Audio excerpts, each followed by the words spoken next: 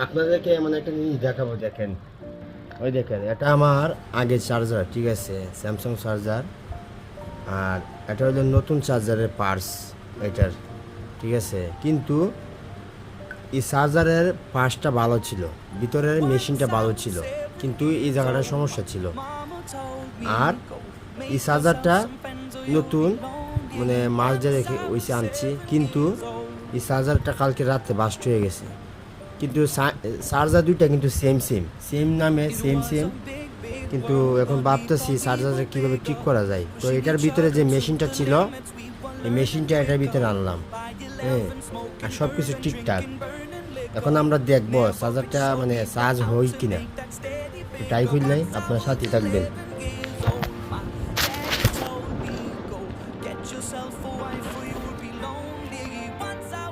দেখেন লাগাইছি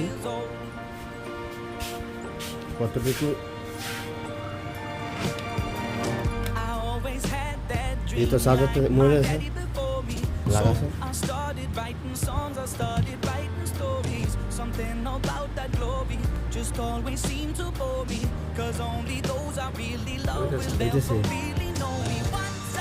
ওই দেখেন সুপার আছে ঠিক দিয়ে, ওই যে পাঁচ পাঁচ চার্জিং দেখেন, তার মানে সাকসেসফুল। এই জন্য কোনো জিনিস আসলে কখন যে কাজে লাগে যায় না। তাই কোনো জিনিসকে কখন কোন জিনিস কাজে লাগে বলা যায় না, সব জিনিসই কাজে লাগে। তো আমার কাছে মনে হয়েছিল যে না, জিনিসটা ভালো, এই জন্য আমি রেখে দিই, এই জন্য রেখে দিলাম। তো ভিডিওটা ভালো লাগলে